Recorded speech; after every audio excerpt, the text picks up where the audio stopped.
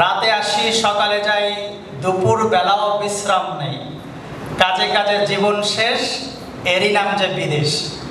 তো বিদেশে আমরা কেন আসলাম, কি কারণে আমরা ফ্যামিলিকে রেখে, বাবা মাকে রেখে, সন্তানকে রেখে বিদেশে আসলাম? আমরা যদি এক কথায় বলি, আমরা আসলে রুটি রুজির জন্য প্রবাস জীবনে এসেছি। কথা সত্য না মিথ্যা? তা না হলে বিয়ে করা বউ রেখে 2 মাস পরে প্রবাস জীবনে কারো কি আসতে মন চায়? বৃদ্ধ মা বাবাকে রেখে তাদের খেদমত না করে প্রবাস জীবনে কেউ কি থাকতে চায়? ছোট্ট ছোট্ট কলিজা ছেঁড়া ধন সন্তানকে রেখে কেউ কি স্বেচ্ছায় বিদেশে আসে? তার মানে আমাদের ওভারঅল যদি চিন্তা করি, প্রবাস জীবনে এসেছে আমরা রিজিক অন্বেষণের জন্য। কিসের জন্য? রিজিক। এই চিন্তা মানুষের আসবে বিধায় রব্বুল আলামিন মানুষ জন্মের 50,000 বছর আগে রিজিকের বন্দোবস্ত করে দিয়েছেন। সুবহানাল্লাহ। আমরা যখন মায়ের পেটে এসেছিলাম, ইন্না আহাদাকুম ইউজমাউ খালকুহু ফি বাতনি উম্মিহি 40 ইয়াওমান নুতফা সুম্মা ইয়াকুনু আলাকাতাম মিসলা যালিক সুম্মা ইয়াকুনু মুদগাতাম মিসলা যালিক সুম্মা ইউরসালু ইলাইহিল মালাকু ফায়ানফুখু ফীহির রূহা ওয়া ইউ'মারু বি40 কালিমাত। আল্লাহর নবী বলছেন, তোমরা যখন প্রথম দিন যখন তোমরা মায়ের পেটে আসলে, ঠিক একদিন থেকে নিয়ে শুরু করে 40 দিন পর্যন্ত তোমরা মায়ের পেটে as a sperm, as a নুতফা ছিলে।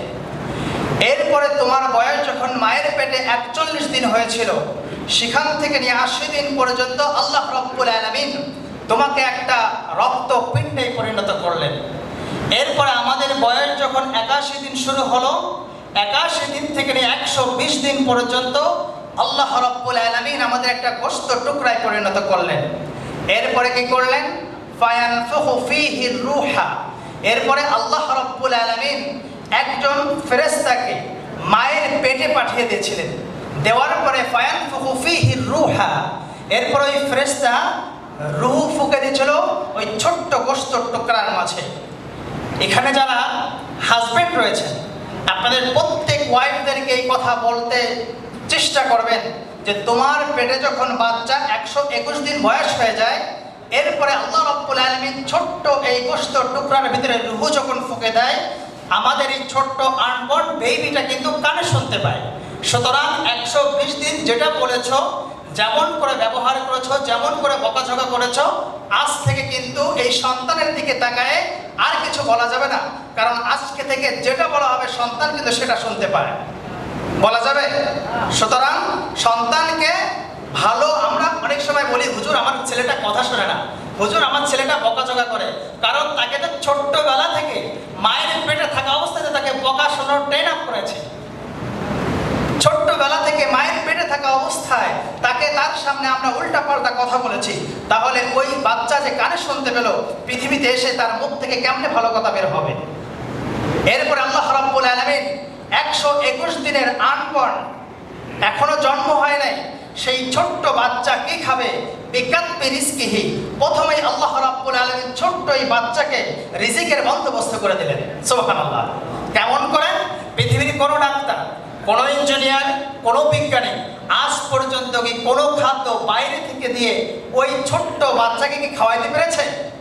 আল্লাহ রাব্বুল আলামিন বলেন, আমি তোমাকে 10 মাস 10 দিন কম অথবা বেশি করে, যেই আল্লাহ রাব্বুল আলামিন আমি তোমার মায়ের পেটে থাকা অবস্থায় তিলে তিলে করে খাদ্য দিয়ে বড় করেছি, পৃথিবীতে আসার পরে তুমি কি খাবে 2.5 বছরের খাবার তোমার মায়ের বুকের মধ্যে আমি রিজার্ভ করে দিয়েছি। পৃথিবীতে আসার পরে, প্রবাস জীবনে যাওয়ার পরে সেই রিজিক অন্বেষণ করতে গিয়ে রিজিকের মালিক আল্লাহ রাজ্জাককে তোমরা ভুলে না যাও। অথচ আমরা পৃথিবীতে আসার পরে সেই রিজিক অন্বেষণ করতে গিয়ে রিজিকের মালিক রাজ্জাক আল্লাহকেই ভুলে যাই, ঠিক কিনা? এরপরে আমরা মনে করি রিজিক মানে টাকা পয়সা, খাদ্য সামগ্রী, এই যে দুনিয়ার বাহ্যিক যেটা দেখি আমরা এটাকে রিজিক মনে করি। কিন্তু না, এখানে আলেমরা রয়েছেন, কুল্লু মা ইউনতাফাউ বি। একজন মানুষের চলার জন্য জীবনে যত যত নিয়ামত দরকার, আরবিতে এক কথায় এটাকে বলা হয় আর রিস্ক। আরবিতে কি বলে? রিস্ক। এবার আসি, রিজিকের 4টা স্তর রয়েছে। কয়টা? সবাই কথা বলেন, কয়টা? 1 নম্বর হলো সর্বনিম্ন স্তর, টাকা পয়সা, অর্থ সামগ্রী, ধন দৌলত, চেয়ার, ক্ষমতা। এটা হলো রিজিকের সর্বনিম্ন স্তর। এবার দেখুন, সর্বনিম্ন রিজিক অন্বেষণের জন্য আমাদের চেষ্টা সর্বাত্মক। am I right or wrong? Right কিনা? সেই চেষ্টা কেমন? আল্লাহ বলেন আলহাকুমুত তাকাসুর হাত্তা যুরতুমুল মাকাবির। মানুষের সম্পদ অর্জনের প্রতিযোগিতা এমন ভাবে পেয়ে বসেছে, হাত্তা যুরতুমুল মাকাবির, কবরে না যাওয়া পর্যন্ত এই মানুষের সম্পদ অর্জনের প্রতিযোগিতা তাদের থামায় না। থামায়? আজ থেকে 2000 সালের আগে কেউ কি মালয়েশিয়া এখানে এসেছেন? 2005 সালের আগে, 10 সালের আগে কেউ নাই? 1 জন, 2 জন, 3 জন, মাশাআল্লাহ। খুঁজলে এই পেশা একজন আছেন। আজ থেকে 15 বছর আগে বা 20 বছর আগে আমাদের যখন বেতন ছিল 1000 রিঙ্গিত বা 1200 রিঙ্গিত, আমরা তখন বলতাম আল্লাহ, প্রবাস জীবনে আসলাম, নামাজ পড়লাম, রোজা পড়লাম, তুমি যদি আমার বেতনটা 2000 রিঙ্গিত পর্যন্ত পৌঁছে দাও, দেখবে এই কেপং এলাকায় আমার মতো ভালো মানুষ আর পাবা না। আল্লাহ, আমি সবসময় মসজিদে পড়ে থাকবো, আল্লাহ আমার 2000 বেতন থেকে 100 রিঙ্গিত আমি মসজিদে দান করব, 50 রিঙ্গিত মাহফিলে দান করব, 50 রিঙ্গিত গরিবকে দান করব, এটা করব সেটা করব। আমরা আল্লাহকে এরকম টোপ দেই, আল্লাহ 2000 রিঙ্গিত দাও না, দেখবে আমার মতো ভালো মানুষ আর নাই।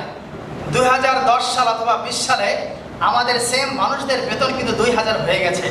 আবার স্বপ্ন জাগে আল্লাহ 3000 রিঙ্গিতের বেতন যদি দাও, আমার থেকে সুখী সাবার কাউকে পাবা না।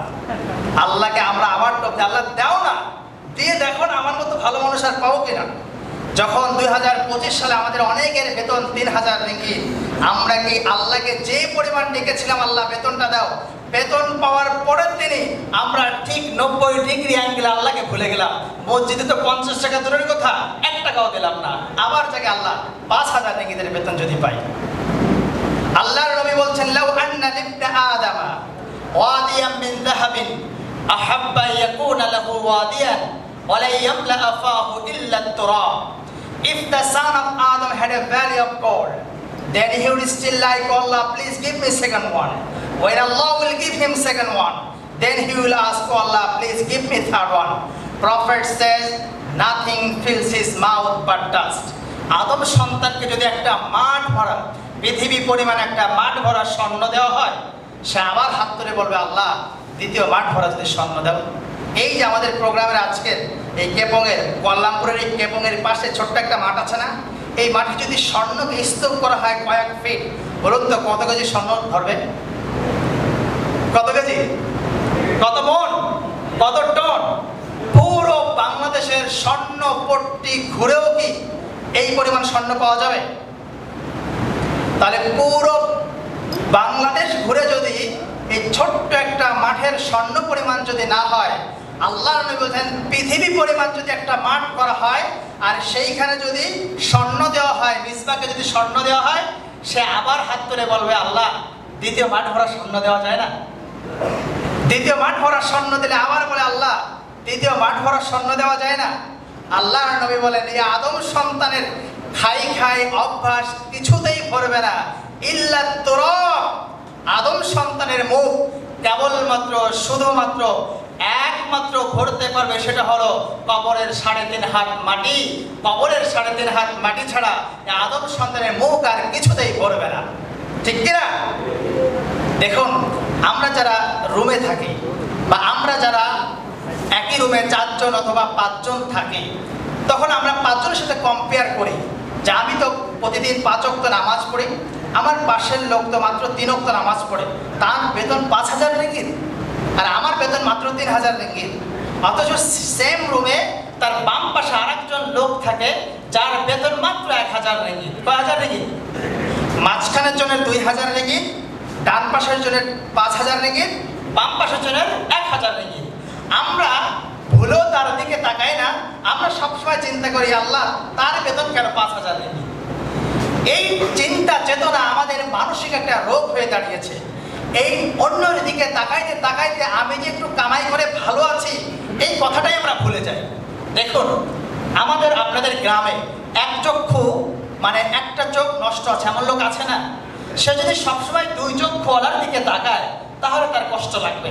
কিন্তু সেম মানুষটা যদি ওই গ্রামের একজন জন্ম অন্ধর দিকে তাকায়, তার যে একটা চক্ষু নাই, এই কষ্ট কি আর থাকবে? থাকবে ভাই? প্রিয় ভাইরা আমার, আল্লাহর নবী বলছেন এই অশান্তি থেকে যদি শান্তিতে বাঁচতে চাও, এই অশান্ত মনকে যদি শান্ত করতে চাও, আমি তোমাদের একটা মেডিসিন দিতে চাই। সেই মেডিসিনটাকে আপনারা ফ্রিতে নিতে চান? চান? চান? আল্লাহর নবী বলছেন উনজুরু ইলা মান হুয়া আসফালা মিনকুম ওয়া লা তানজুরু ইলা মান হুয়া ফাওকাকুম। Look at those who are lower than you. Never ever look at those who are higher than you. তোমার থেকে অর্থনৈতিক দিক থেকে, দুনিয়ার দিক থেকে যে নিচু আছে তার দিকে তাকাবে, তোমার থেকে সম্পদে যে বেশি আছে তার দিকে তাকাবে না।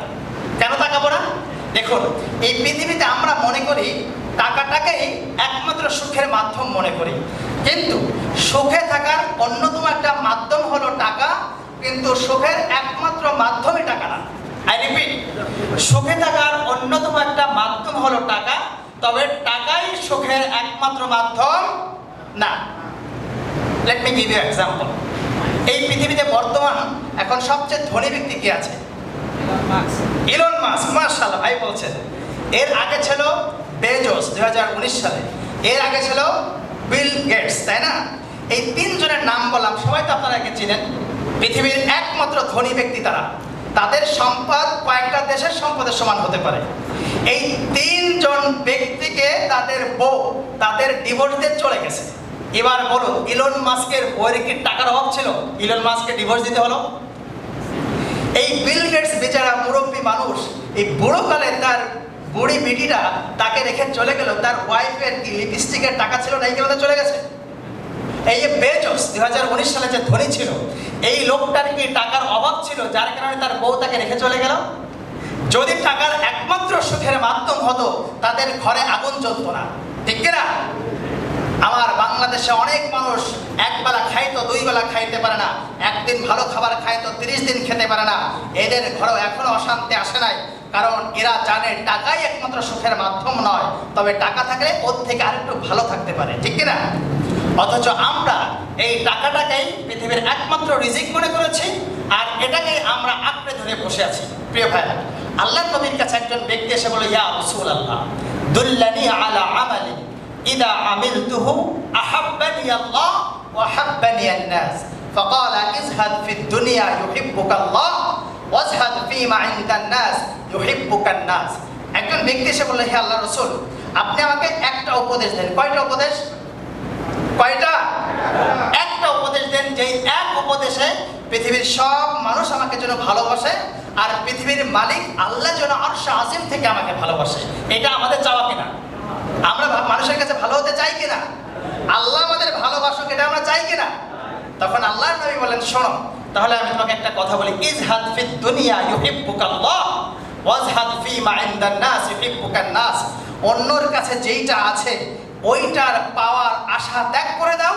তোমার যেটা আছে এটা নিয়ে তুমি প্রাচুর্য ফিল করো, এটা নিয়ে তুমি মুখ থেকে বলো আলহামদুলিল্লাহ, তাহলে দুনিয়ার মানুষও তোমাকে ভালোবাসবে, আল্লাহও তোমাকে ভালোবাসবে। সুবহানাল্লাহ।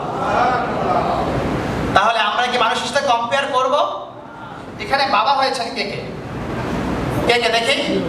মাশাআল্লাহ, ঠিক আছে। এবার যারা হাত তুলেছেন, এর বাইরে বিয়ে করেছেন কারা কারা? এখনো বাবা হন নাই? আল্লাহ সবাইকে বাবা হওয়ার তৌফিক দান করুন। এবার একবারে বিয়ে করেন নাই কে কে? আরে মাশাআল্লাহ, অনেকে আছেন। আপনি বিয়ে করেন এটা মেনে নেওয়া যায় না। আমরা প্রোগ্রাম থেকে দোয়া করি, আল্লাহ আমার প্রিয় ভাইদেরকে এই বছরের ভিতরে একজন আবেদা, সালেহা, শরীফা, কারিমা, একজন ভালো ওয়াইফ ব্যবস্থা করে দিক বলে আমিন। আজকে যারা বাবা হয়েছেন, যারা বিয়ে করেছেন বাবা হবেন, যারা বিয়ে করার পরে বাবা হবেন, আগে না, বিয়ে করার পরে বাবা হবেন, সবার জন্য আমি সাদ ইবনে আবি ওয়াক্কাস, তিনি একজন বাবা হয়ে তার সন্তানকে যে উপদেশ দিয়েছিল, এই উপদেশটা আমি শোনাতে চাই। আপনারা শুনতে চান? শুনতে চান? শুনতে চান না? কে হাত উঁচু করেন? আচ্ছা, সবাই আছেন, মাশাআল্লাহ, শুনতে চান, ঠিক আছে। তার মানে সাদ ইবনে আবি ওয়াক্কাস তার ছেলেকে ডেকে বললেন, ইয়া বুনাইয়া। আরবিতে ইবনুন শব্দের অর্থ হলো ছেলে, আর যখন বলা হয় ইয়া বুনাইয়া, হে আমার কলিজার টুকরা সন্তান, তার কাম, এদিকে আসো, আমি তোমাকে একটা উপদেশ দিই। আমরা বাবাকে কি উপদেশ দিই? আমরা বলি, বাবা তোমাকে বিসিএস ক্যাডার হতে হবে, বাবা তোমাকে সরকারি চাকরিজীবী হতে হবে। বাবা ওই ছেলে বিদেশে যাওয়ার পরে 10 বিঘা জমি রেখেছে, আগামী 1 বছরের মধ্যে তোমাকেও 10 বিঘা জমির মালিক হতে হবে। তার মানে যেই ছেলেটা প্রবাস জীবনে এসে হালালভাবে 5,000 টাকা কামাই করতো বা 20,000 টাকা কামাই করতো, পরিবারের ফোর্সের কারণে ওই সন্তান আগামী দিন থেকে অবৈধ পথে টাকা কামাই করতে বাধ্য হয়ে যায়, ঠিক কিনা? এটা হলো বাবা মার উপদেশ। অধিকাংশ বাবা মা এরকম উপদেশ দেয়। সাদ ইবনে আবি ওয়াক্কাস বলেন, ইয়া বুনাইয়া ইদা তালাবাতিল গিনা ফাতলুবহু বিল কানাআ ফাইন্নাহা মালুল লা ইয়ানফা। হে আমার কলিজার টুকরা সন্তান, আমি তোমাকে জীবনে একটা উপদেশ দিতে চাই। সেই উপদেশটা হলো, তুমি জীবনে যখন যে অবস্থায় যেখানে থাকো না কেন, সেখান থেকে তুমি অল্প তুষ্ট একটা হৃদয় করো। এই অল্প তুষ্ট হৃদয় যদি তোমার জীবনে চলে আসে, তাহলে জীবনে তুমি কোনোদিন অশান্তিতে ভুগবে না। সুবহানাল্লাহ। তাহলে আমাদের সন্তানদেরকে অল্প তুষ্ট একটা হৃদয়ের শিক্ষা দিতে পারবো তো? সন্তানকে কেমনে দেবো? আমাদেরই তো অল্প তুষ্ট নাই। তার মানে নিজের অল্প তুষ্ট একটা হৃদয় হতে হবে, সন্তানদেরকে